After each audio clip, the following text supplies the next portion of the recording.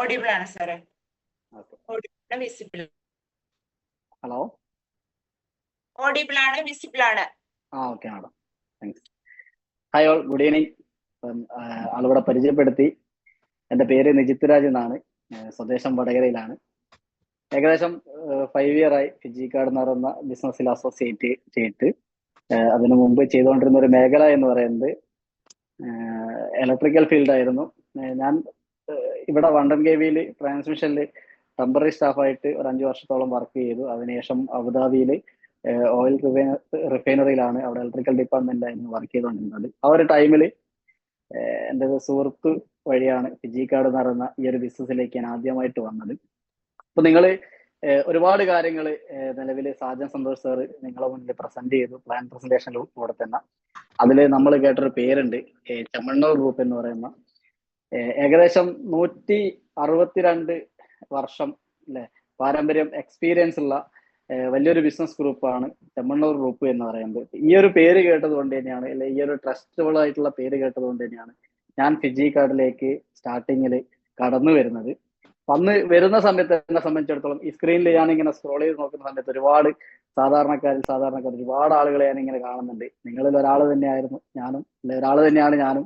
ഈ ബിസിനസ്സിലേക്ക് വരുന്ന സമയത്ത് നെറ്റ്വർക്ക് മാർക്കറ്റിംഗ് എന്താണെന്നോ അല്ലെങ്കിൽ മൾട്ടി ലെവൽ മാർക്കറ്റിങ്ങിനെ കുറിച്ചിട്ട് അതിന്റെ ഒരു അടിസ്ഥാനം എന്താണെന്നോ വ്യക്തമായിട്ട് ഒരു ധാരണയില്ലാത്ത ആ ഒരു സമയത്ത് എൻ്റെ ഒരു സുഹൃത്ത് പറഞ്ഞതിന്റെ പുറത്ത് മാത്രമാണ് ഞാൻ ഈ ഒരു ബിസിനസ്സിലേക്ക് വന്നത്. ജസ്റ്റ് ചെയ്തു നോക്കാം, ലൈഫിൽ എന്തെങ്കിലും ഒരു ഇൻകം. അതായത് നമ്മൾ എന്നെ സംബന്ധിച്ചിടത്തോളം ഞാൻ പ്രവാസം ഗൾഫ് ലൈഫ് എനിക്ക് അത്ര താല്പര്യമുള്ള ഒരു കാര്യമായിരുന്നില്ല. നാട്ടിൽ തന്നെ എന്തെങ്കിലും ജോലിയോ ബിസിനസ്സോ ചെയ്യണം എന്നുള്ള ഒരു ആഗ്രഹമായിരുന്നു. നാട്ടിൽ നമ്മളെ സംബന്ധിച്ചിടത്തോളം നമ്മളെന്താ പറയണ്ടേ, പ്രശ്നങ്ങളിൽ നിന്ന് പ്രശ്നങ്ങളിലേക്ക് തന്നെ പോയിക്കൊണ്ടിരിക്കുന്ന ഒരു സിറ്റുവേഷനിലായിരുന്നു. അപ്പം അങ്ങനത്തെ ഒരു സാഹചര്യത്തിൽ ഞാൻ ഒന്ന് ജസ്റ്റ് മാറി ചിന്തിച്ചിരുന്നു, ബിസിനസ് എന്തെങ്കിലും ഒന്ന് ചെയ്യണം എന്നുള്ളത്. ആ ഒരു ടൈമിലാണ് ഫിജി കാർഡ് എന്ന് പറയുന്ന ചെമ്മണ്ണൂർ ഗ്രൂപ്പിന്റെ ഈ ഒരു പുതിയൊരു ഇ കൊമേഴ്സ് മേഖല എൻ്റെ കൈകളിലേക്ക് വന്നത്. അപ്പം നമ്മൾ ജസ്റ്റ് ഒന്ന് നോക്കിയാൽ മതി. ചെമ്മണ്ണൂർ ഗ്രൂപ്പ് എന്ന് പറയുന്നത് നമ്മളെല്ലാ ആളുകളും കേൾക്കുന്ന സമയത്ത് നമുക്ക് ഫീൽ ചെയ്യുന്നത് ജ്വല്ലറി അല്ലേ, നമ്മളെ മൈൻഡിലേക്ക് എപ്പോഴും അല്ലേ ആണല്ലോ അല്ലേ, റെഡി അല്ലേ? അപ്പം ജ്വല്ലറി അല്ലേ നമ്മളെ മൈൻഡിലേക്ക് എപ്പോഴും കടന്നു വരുന്നത്. ചെമ്മണ്ണൂർ ഗ്രൂപ്പ് എന്ന് പറയുന്ന മേഖല എന്തുകൊണ്ട് അല്ലെ, ജ്വല്ലറി എന്ന് പറയുന്ന മേഖല വലിയൊരു ബിസിനസ് മേഖലയാണ്, എല്ലാ ആൾക്കാർക്കും അറിയാം അല്ലേ.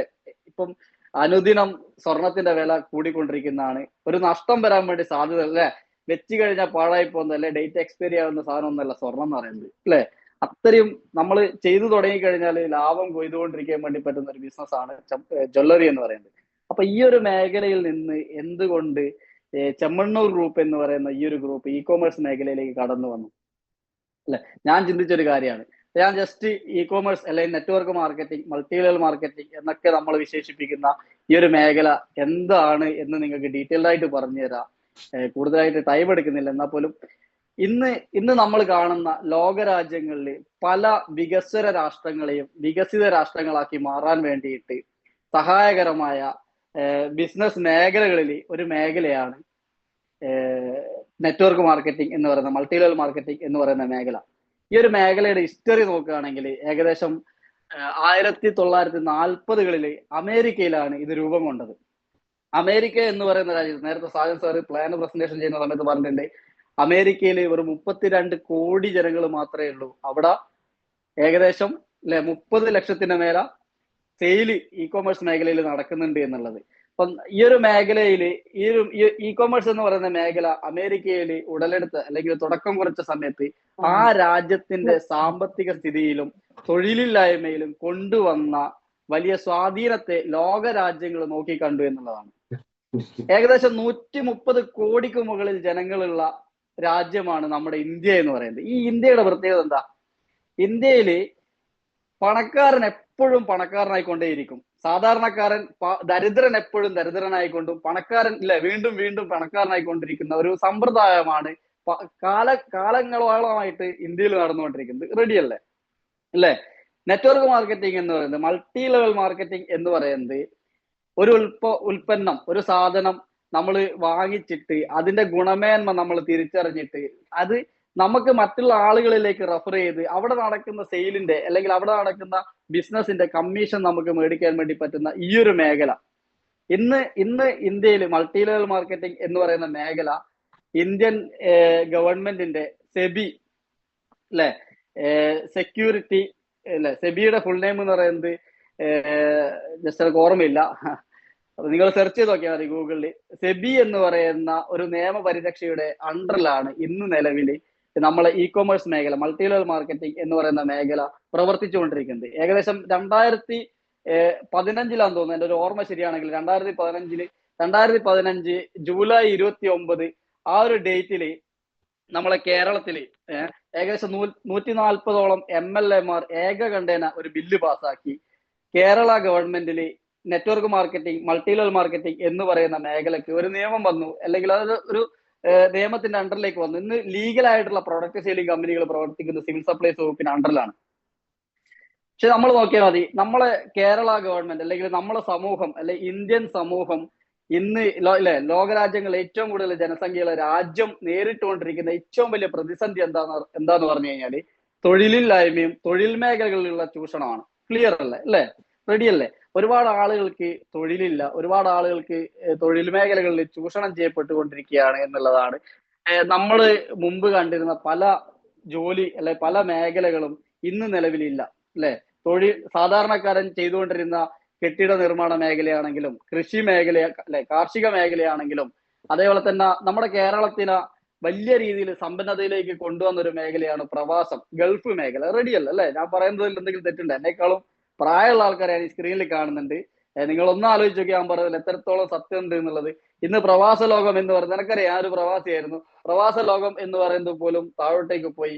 അതേപോലെ തന്നെ ഇന്ന് ഇല്ലേ നമ്മളെ ഈ ഒരു സമൂഹത്തിൽ നേരിട്ടുകൊണ്ടിരിക്കുന്ന പ്രതിസന്ധികളിൽ ഒരു പ്രതിസന്ധിയാണ് അഭ്യസ്ത വിദ്യരായിട്ടുള്ള ആളുകൾ ഉണ്ടായിട്ട് പോലും തൊഴിൽ കൊടുക്കാൻ വേണ്ടി ഗവൺമെന്റിന് പറ്റുന്നില്ല അല്ലെ. IT മേഖലകൾ, അതായത് വിദ്യാഭ്യാസമുള്ള ആളുകൾക്ക് പ്രവർത്തിക്കാനുള്ള മേഖലകളിൽ ഒന്നാണ് IT മേഖലകൾ. ഈ മേഖലകൾ പ്രതിസന്ധിയിലാണ്. ഗവൺമെന്റ് മേഖലകളിൽ ജോലി ചെയ്യുന്ന ആളുകളുടെ അവസ്ഥ എന്താ? നമ്മൾ നോക്കിയാൽ മതി. ഏകദേശം 3.5 കോടി ജനങ്ങൾ കേരളത്തിലുണ്ട്. ഏകദേശം 3.5 കോടിക്ക് മുകളിൽ അല്ലെ, 4 കോടിക്ക് അടുത്ത് ജനങ്ങൾ കേരളത്തിലുണ്ട്. ഇന്ന് സെർച്ച് ചെയ്ത് നോക്കിയാൽ മതി, എത്ര ആളുകൾക്ക് ഗവൺമെന്റിന് ജോലി കൊടുക്കാൻ വേണ്ടി പറ്റുന്നുണ്ട്? വെറും 5.5 ലക്ഷം ആളുകൾക്ക് മാത്രമാണ് ഗവൺമെന്റ് എംപ്ലോയീസ് ആയിട്ട് ജോലി കൊടുക്കാൻ വേണ്ടിയിട്ട് ഗവൺമെന്റ് പറ്റുന്നുള്ളൂ. ബാക്കി ഈ 3.5 കോടി ആളുകൾ, ബാക്കിയുള്ള ആൾക്കാർ എന്താ ചെയ്യുന്നത്? അപ്പൊ തൊഴിൽ എന്ന് പറയുന്നത് വലിയൊരു പ്രശ്നമാണ്, അല്ലെങ്കിൽ നമ്മളെ ഗവൺമെന്റ് നേരിട്ടുകൊണ്ടിരിക്കുന്ന വലിയൊരു പ്രതിസന്ധിയാണ്.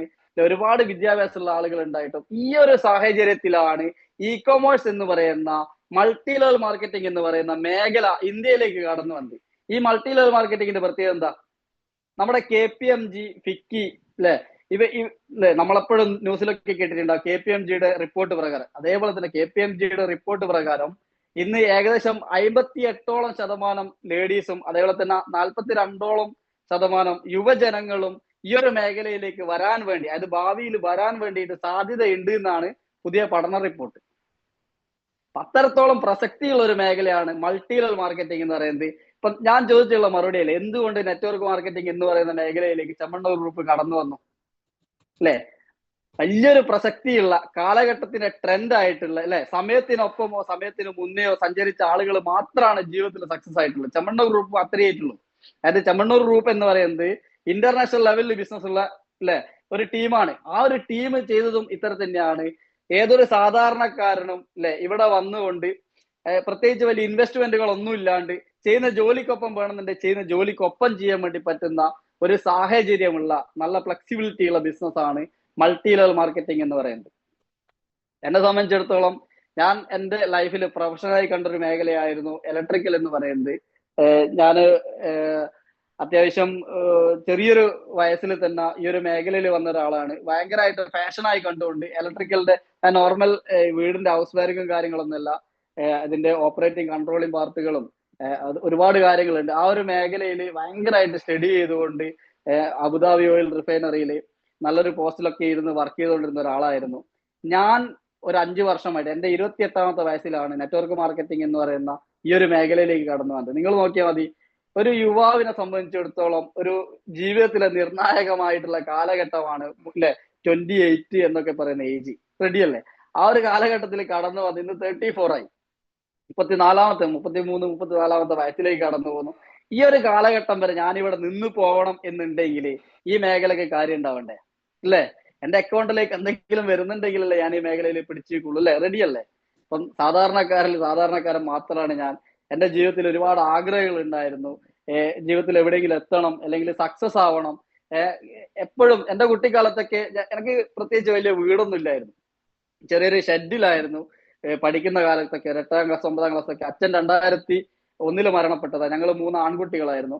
അപ്പൊ ആ ഒരു ഷെഡിൽ കഴിയുന്ന സമയത്ത് എന്റെ വീട്ടിൽ എപ്പോഴും കുറി ഫണ്ട് ഈ അടവുകളുടെ ഒക്കെ ആളുകൾ വന്നിട്ട് അമ്മേനെ എപ്പോഴും ചീത്ത വിളിക്കും. പഠിക്കുന്ന ടൈമിൽ തന്നെ ഞാൻ ചെയ്തൊരു കാര്യം ഇതാണ്, പാർട്ട് ടൈം ജോലിക്ക് പോകും. ചെയ്യാത്ത ജോലികളൊന്നുമില്ല, ഒരുവിധം എല്ലാ ജോലികളും ചെയ്തിട്ടുണ്ട്. അതുകൊണ്ട് തന്നെ ഒരു ജോലി മോശമല്ല. പക്ഷെങ്കിൽ നമ്മുടെ ജീവിതത്തിൽ നമ്മൾ പ്രത്യേകിച്ച് കരകയറില്ല, ഒരു സ്കെയിലിനപ്പുറത്തേക്ക് നമ്മൾ പൊന്തൂല. എപ്പോഴും ലൈഫ് ഒരു നോർമലായിട്ട് പോകും, അല്ലെ? ഇങ്ങനെ ഒരുവിധം നാട്ടിലുള്ള എല്ലാ ജോലികളും ചെയ്തു, ഒരുവിധം ജോലികളൊക്കെ അറിയാം. പഠിക്കുന്ന ടൈമിൽ പാർട്ട് ടൈം ഓട്ടോറിക്ഷ ഡ്രൈവർ ആയിരുന്നു ഞാൻ. എന്റെ സ്ഥലം വടകരയിലാണ്. വടകര റെയിൽവേ സ്റ്റേഷനിലും അതേപോലെ തന്നെ വടകര അങ്ങാടിയിലൊക്കെ തന്നെ ഓട്ടോ ഓടിച്ചുകൊണ്ടാണ് ഞാൻ +1 പഠിച്ചതും +2 പഠിച്ചതും ഇലക്ട്രിക്കൽ എഞ്ചിനീയറിംഗ് പഠിച്ചതും. ഈ ഒരു കാലഘട്ടത്തിലൊക്കെ എന്റെ ഓട്ടോയിൽ ഒരിക്കലും ഒരാള് പാസഞ്ചർ കയറിയ സമയത്ത് എന്റെ അടുത്ത് പറഞ്ഞൊരു വാക്കുണ്ടായിരുന്നു. നമ്മളെ ലൈഫിൽ നമുക്ക് എപ്പോഴും സ്ട്രൈക്ക് ചെയ്ത് ചില ആളുകളുടെ വാക്കുകളല്ലേ. എന്റെ ലൈഫിൽ എനിക്ക് സ്ട്രൈക്ക് ചെയ്തൊരു പോയിന്റ്, എനിക്ക് അയാൾ അറിഞ്ഞുകൂടാ, ആരാന്ന് ഇപ്പോഴും ഓർമ്മയില്ല, പക്ഷെ ആ ഒരു വാക്ക് ഇപ്പോഴും എന്റെ കാതിലുണ്ട്. അയാൾ പറഞ്ഞൊരു കാര്യം ഇതാണ്: മോനെ, ഒരു സാധാരണക്കാരനായിട്ട് ജീവിച്ചു പോകരുത്, അതൊരു പടുകുഴിയാണ്. ആ കുഴിയിൽ നിന്ന് നീ കരകയറണം, നിന്റെയൊക്കെ വയസ്സ് ചെറുതാണ്, എന്തെങ്കിലുമൊക്കെ ബിസിനസ് ചെയ്യാൻ വേണ്ടിയിട്ട് തയ്യാറെടുക്കണം എന്ന് അദ്ദേഹം പറഞ്ഞിട്ട് പോയൊരു പോയിന്റാ. പക്ഷെങ്കിൽ കാലങ്ങൾ എടുത്തു. ഒരു 28 വയസ്സ് വേണ്ടി അല്ലെ, ഇത്രയും കാലഘട്ടം വേണ്ടി വന്നു ഇങ്ങനെ ഒരു പ്ലാറ്റ്ഫോമിലേക്ക് എത്താൻ വേണ്ടിയിട്ട്. ഞാൻ പറഞ്ഞില്ലേ, ഇവിടെ പ്രത്യേകിച്ച് വലിയ ഇൻവെസ്റ്റ്മെന്റോ വലിയ കഴിവോ കപ്പാസിറ്റിയോ ക്വാളിറ്റിയോ ഒന്നും വേണ്ട. ഞാനൊരു തമാശ പറയില്ല. ഞാൻ എന്റെ ഒരു ക്വാളിറ്റി നിങ്ങൾക്ക് മനസ്സിലാവാൻ വേണ്ടി പറഞ്ഞുതരാം. പണ്ട് സ്കൂളിൽ പഠിക്കുന്ന സമയത്ത് 8ാം ക്ലാസ് പഠിക്കുന്ന ടൈമില് ഹിന്ദിന്റെ ടീച്ചർ എന്റെ അടുത്ത് വന്നിട്ട് കൈതൊഴുതുകൊണ്ട് പറഞ്ഞതാ: കുഞ്ഞാടെ, നിനക്കും നിന്റെ കുടുംബത്തിനും വേണ്ടി നീ എന്തെങ്കിലും ഒന്ന് പഠിക്കും. അതായത് ഹിന്ദിക്ക് എനിക്ക് ഒരിക്കലും 5 മാർക്കിന്റെ മേലോട്ടേക്ക് പോകില്ല. അങ്ങനത്തെ ആ ഒരു ലെവലില് അത്. പക്ഷേ പിന്നീട് എനിക്ക് ഇന്ന് നിലവിൽ ഹിന്ദി ഞാൻ സംസാരിക്കും, നന്നായിട്ട് സംസാരിക്കും. ഹിന്ദിയിൽ കാര്യങ്ങളൊക്കെ കൈകാര്യം ചെയ്യാൻ എനിക്ക് പ്രശ്നമില്ല, കാരണം പ്രവാസിയായിരുന്നു. ജീവിതാനുഭവത്തിലൂടെ പാഠങ്ങൾ പഠിച്ചു എന്നുള്ളതാണ്. പക്ഷെ എനിക്ക് പിൻകാലത്ത് എനിക്ക് മനസ്സിലാക്കാൻ വേണ്ടി പറ്റിയൊരു കാര്യം ഇതാണ്: ഈ ലോകത്തിലെ ഏറ്റവും വലിയ ദുരന്തം എന്താണെന്ന് ചോദിച്ചാൽ, ഒരു മനുഷ്യൻ അവന്റെ കഴിവുകൾ തിരിച്ചറിയാണ്ടാണ് മരണപ്പെടുന്നത് എന്നുള്ളത്. അതായത് എനിക്ക് കഴിവില്ല, എനിക്ക് ക്വാളിറ്റി ഇല്ല, കപ്പാസിറ്റി ഇല്ല എന്നുള്ള ഫീലോട് കൂടിയിട്ട് നമ്മൾ ഇങ്ങനെ പിന്നിലേക്ക് പോകുന്ന സമയത്താണ് നമ്മളെ ലൈഫ് നമ്മളിൽ നിന്ന് കൈവിട്ടു പോവുക. അപ്പം ഇത്തരം സാഹചര്യങ്ങളിലൂടെ കടന്നുപോയിക്കൊണ്ടാണ് ഞാൻ ഇന്ന് ഈ ബിസിനസ്സിൽ ഇന്ന് നിങ്ങളെ മുന്നിൽ ഏകദേശം 1000 ആളുകൾ ഈ സ്ക്രീനിൽ ഞാൻ സംസാരിക്കുന്ന സമയത്ത് തന്നെ കാണുന്നുണ്ട് എന്നുള്ളതാണ്. ഇന്ന് ഈ ഒരു ലെവലിലേക്ക് എത്താൻ വേണ്ടിയിട്ട് ഇന്ന് ZSDM എന്ന് പറയുന്നത്, അതായത് കമ്പനിയുടെ 13 റാങ്കുകളാണ്. നിങ്ങൾക്ക് നേരത്തെ കേട്ട പ്ലാൻ പ്രസന്റേഷനിൽ 13 റാങ്കുകളാണുള്ളത്. ഈ 13 റാങ്കുകളിൽ 11ാമത്തെ റാങ്കിലാണ് ഇന്ന് ഞാൻ എത്തിയിരിക്കുന്നത്. എന്റെ ലൈഫിൽ ഞാൻ എത്ര ഏൺ ചെയ്തു എന്ന് ഞാൻ പറയുന്നില്ല. അതായത് മിനിമം നമ്മൾ ഇതിനകത്തുള്ള പ്ലാൻ പ്രസന്റേഷൻ പ്രകാരം മിനിമം നമ്മൾ വലിയൊരു ഹ്യൂജ് എമൗണ്ട് ഏൺ ചെയ്ത് കഴിഞ്ഞാൽ മാത്രമാണ് ഈ ഒരു ലെവലിലേക്ക് എത്താൻ വേണ്ടി പറ്റുള്ളൂ. പക്ഷേ ഇന്ന് എന്റെ ലൈഫിൽ എന്ത് സംഭവിച്ചു? ഈ ബിസിനസ് ഞാൻ ചൂസ് ചെയ്തുകൊണ്ട് നമ്മളെ ലൈഫിൽ കിട്ടുന്ന ഓരോ അവസരങ്ങളും ചോയ്സാ. നമുക്ക് വേണമെന്നുണ്ട് എടുക്കാം. എനിക്ക് ഇന്നും വേണമെന്നുണ്ട് ഓട്ടോറിക്ഷ ഡ്രൈവർ ആയിട്ട് പോകായിരുന്നു, അല്ലെ? ഇന്നും വേണമെന്നുണ്ടെങ്കിൽ എന്റെ അച്ഛൻ എടുത്ത ജോലി ഉണ്ടായിരുന്നു, പെയിന്റിംഗ് വർക്ക്, അതുമായിട്ട് പോകായിരുന്നു. അല്ലെ, ഇന്നും വേണമെന്നുണ്ടെങ്കിൽ അബുദാബി റിഫൈനറിയിൽ ഇലക്ട്രീഷ്യൻ ആയിട്ട് ജോലി ചെയ്യായിരുന്നു. പക്ഷെ ഞാൻ തിരഞ്ഞെടുത്ത 2019 എന്റെ സുഹൃത്ത് വൈശാഖുന്നത്ത് എന്ന് പറയുന്ന വ്യക്തിയിൽ നിന്ന് ഞാൻ ചൂസ് ചെയ്ത എന്റെ ചോയ്സ് ആയിരുന്നു ഇ-കൊമേഴ്സ് എന്ന് പറയുന്ന മേഖല. ഈ മേഖല കൊണ്ട് എന്റെ ലൈഫിൽ ഉണ്ടായ വലിയ മാറ്റം എന്താണെന്ന് ചോദിച്ചാൽ, ഒരു സാധാരണക്കാരൻ, ഒരു കൂലിപ്പണിക്കാരൻ 60 വയസ്സ് വരെ ജോലി എടുത്തു കഴിഞ്ഞാൽ ജീവിതത്തിൽ എന്ത് നേടാൻ വേണ്ടി പറ്റും, അത് ഇന്ന് എന്റെ ലൈഫിൽ ഞാൻ നേടിക്കഴിഞ്ഞു എന്നുള്ളത് ഒരു യാഥാർത്ഥ്യമാണ്. സാമ്പത്തികപരമായിട്ടും ഫാമിലി പരമായിട്ടും വലിയ നേട്ടങ്ങളാണ് ഈ ബിസിനസ്സിൽ നിന്ന് എനിക്കുണ്ടായത്. അതിലുപരിയായിട്ട് എന്റെ പേഴ്സണാലിറ്റി ഡെവലപ്മെന്റ് ഉണ്ടായി എന്നുള്ളതാണ്. അതായത് ഞാനെന്ന് പറയുന്ന വ്യക്തി ഇങ്ങനെ ആയിരുന്നില്ല. ഞാനെന്ന് പറയുന്ന വ്യക്തി സാധാരണ, ഞാൻ പറയില്ലേ, ഞാനൊരു ലുങ്കിയും ഒരു വനിയനും ഉണ്ടെങ്കിൽ ഈ ദുനിയാവ് കറങ്ങാൻ വേണ്ടി പോകും, അങ്ങനത്തെ ഒരാളായിരുന്നു. ഈ ബിസിനസ്സിലേക്ക് വരുന്ന സമയത്ത് ബ്രാൻഡ് എന്താണെന്ന് എനിക്ക് അറിയില്ലായിരുന്നു. ഈ ബിസിനസ്സിലേക്ക് വരുന്ന സമയത്ത് ആളുകളുടെ മുന്നിൽ നിന്ന് ഇങ്ങനെ സംസാരിക്കുന്നത് എനിക്ക് അറിയില്ലായിരുന്നു. ഇങ്ങനെ സംസാരിക്കാനും ഈ രീതിയിലുള്ള ഒരു കോലത്തിലേക്ക് എത്താനും ലൈഫ് സ്റ്റൈൽ മികച്ചതാവാൻ വേണ്ടിയിട്ടും എന്നെ പഠിപ്പിച്ച ഒരു മേഖലയാണ് ഇ-കൊമേഴ്സ് എന്ന് പറയുന്ന ഫിജിക്കാർഡ് എന്ന് പറയുന്ന ബിസിനസ്. അതാണ് നിങ്ങൾ കേട്ടുകൊണ്ടിരിക്കുന്നത്. ദൈവം നമ്മുടെ കൈകളിലേക്ക് അവസരങ്ങൾ കൊണ്ടുതരുകയുള്ളൂ. അത് നമ്മുടേതാക്കി മാറ്റേണ്ടത് നമ്മുടെ തീരുമാനമാണ്. ഒരു തീരുമാനം എടുക്കുക. ഈ സ്ക്രീനിൽ നിന്ന് നിങ്ങൾ ഇറങ്ങിപ്പോവാണെങ്കിൽ, ഞാൻ ആത്മാർത്ഥമായിട്ട് മാത്രമേ പറഞ്ഞിട്ടുള്ളൂ, ഞാൻ ഒന്നും കൂട്ടിച്ചേർത്ത് പറഞ്ഞിട്ടില്ല.